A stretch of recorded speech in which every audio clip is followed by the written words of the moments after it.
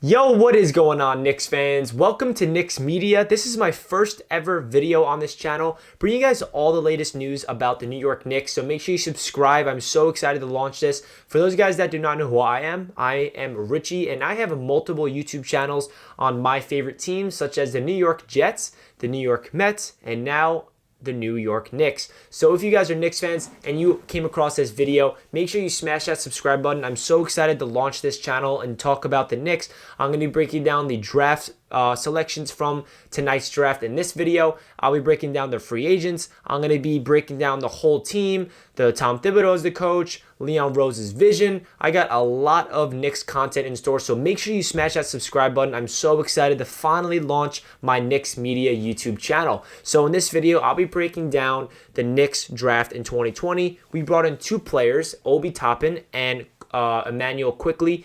It was a really confusing night in terms of trades, and I'm going to be trying to simplify it as best as I could for you guys. So with that being said, let's jump right into the video. So the Knicks' first pick at number 8 was Obi Toppin out of Dayton. You know, this was a really intriguing prospect for me because I thought he was going to go top 5. I thought that the Knicks wanted to trade up to get him at in like the top 5 pick. I really thought that was all the buzz around the Knicks. You know, they wanted to package some picks, trade up, and get Obi Toppin. But they stayed put at number 8, and they got their guy. This guy is a human highlight reel. He's a freakishly athletic guy that just, if you look up his highlights, all he does is dunk on people, windmills, in between legs, 360. He like reminds me of a way more athletic version of Amari Stoudemire, and I'm just comparing him because he's a former Knick, as we know. And Obi also has a pretty good form as a jump shot. I'm pretty sure he shot 39% from 3, so it's not like he's a terrible shooter, but he's not a sharp shooter. He's not the greatest shooter in the draft, but he could space the floor potentially. Maybe he can hit those, you know, open threes here and there. And this also opens things up to trade Julius Randle. I hope that he's gone. He's one of my least favorite Knicks on this roster. I feel like I cannot go another season watching him dribble into traffic and turning the ball over. So hopefully Obi Toppin is our starting power forward alongside Mitchell Robinson. I feel like he's a perfect guy for Tom Thibodeau's system, a gritty guy. He's also a native New Yorker, so he's coming home and repping New York City hard. You want to have those guys. And his story is pretty interesting. You know, he wasn't really highly recruited out of high school. He wasn't even thinking about going to the NBA when he went to Dayton, and then he just became a superstar, won College of the Year award, and just became an absolute monster. And that's what elevated him to become a lottery selection. And now he is a member of the New York Knicks. You saw how emotional he got when the Knicks drafted him. That tells you a lot about his character. That tells you that he put a lot of work into where he is today, and he's going to put his nose down and grind. You know, in his interview, he talked about, I know Tom Thibodeau pretty well, and he is a defensive-minded coach, and that's something I need to work on, and I'm really excited to work under Tom Thibodeau, so it's going to be exciting to see what Coach Thibs can do with Obi, with his athleticism, his length, and I'm just excited to see him dunk at Madison Square Garden, man. I feel like he's going to be a fan favorite, and I feel like whenever he has the open floor ahead of him, he can dunk on anybody. R.J. Barrett throwing up those lobs, and it's going to be interesting to see with him and Mitchell Robinson because those are two athletic guys that are going to be catching a lot of lobs. And, you know, the one thing I will say about this selection, I was hoping we could go the point guard route because we are lacking sharpshooters and we need shooting depth and we need a lot. You know, the point guard position is not looking good as of right now, but what did we do late in the first round? We drafted our point guard. We got Immanuel Quickley out of Kentucky, who is a sharp shooting machine. He's kind of like a 3-and-D type of guy.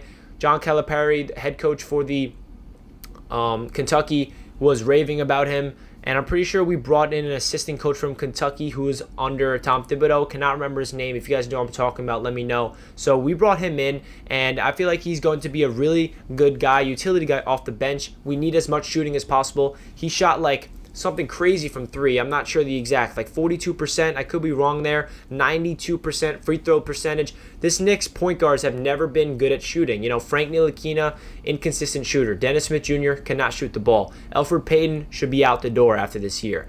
Hopefully he's not here. So bringing in Immanuel Quickley, I'm super excited about him because I feel like at 25, it was a little bit of a reach, but I feel like that they see potential in him and we need shooting as much as possible. You know, there's a lot of confusion that went into this draft night for the New York Knicks. We woke up this morning and there was a trade that happened.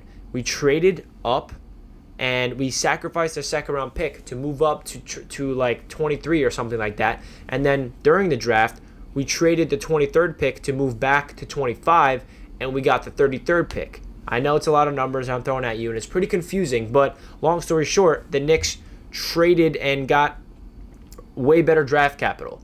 But what the weird thing about it is the 33rd pick they traded away for a 2023 second round pick. Really confusing. And what is Leon Rose thinking? I think what they wanted was, at that 33rd overall pick, who they wanted was off the board. So they were not able to select him. So like, okay, there's nobody that we love right now, so let's just trade this pick and we can package this deal for a trade. Honestly, the one thing I took away from this draft is the Knicks might be getting Russell Westbrook. And I don't know if I want Russell Westbrook. I'm going to make a completely different video that's going to be all about Westbrook. But if you look at what they did, first of all, the two teams that are interested in Westbrook are the Charlotte Hornets and the Knicks. The Hornets just got LaMelo Ball, so why would they go out and get Russell Westbrook? The Knicks, they did not really get a point guard in this draft. I know we got Immanuel Quickley, but he's not the answer starting point guard. He's going to be a guy that comes off the bench and be, that microwave type guy that can get really hot and light up the league in terms of shooting the ball from three.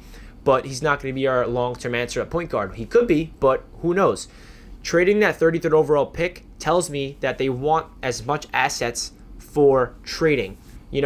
If we draft a guy 33, that lowers the value in terms of trade. You'd rather have a draft pick that you could trade. I don't know if that makes sense, but I do think that the Knicks are trying to acquire as much draft capital to package in order to grab a star and bring in somebody to turn this team around, because Tom Thibodeau wants to win now. And, he's going to come in here and try to make the playoffs right away. The Knicks have sucked for so long, and he's going to try to change the culture, and they need a starting point guard. Right now, it's Frank Ntilikina or Dennis Smith Jr.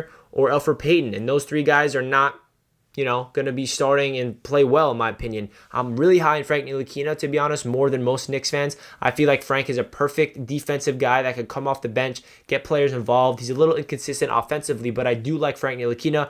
Dennis Smith Jr., he just looks like he lost his confidence, and he's just more of an athlete than a basketball player. Hopefully he can prove me wrong, but it's going to be interesting. I genuinely think the Knicks are going to trade for Russell Westbrook.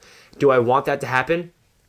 To be honest, I don't know. It depends what we give up, but I do see it happening. I feel like we have a lot of cap space. We can eat it up, and I feel like that 2023 second round pick will be involved in the deal, but who knows? Let me know in the comment section what you guys thought of tonight's draft. I'm happy with Obi Toppin and Immanuel Quickley, so please let me know what you guys thought. And if you guys are Knicks fans and you guys enjoy the content, please hit that subscribe button. I'll be posting a lot of Knicks content in the future. With that being said, I hope you guys enjoyed this video. Smash that like button if you enjoyed, and I'll catch you guys in my next one. Let's go Knicks, baby. Peace out.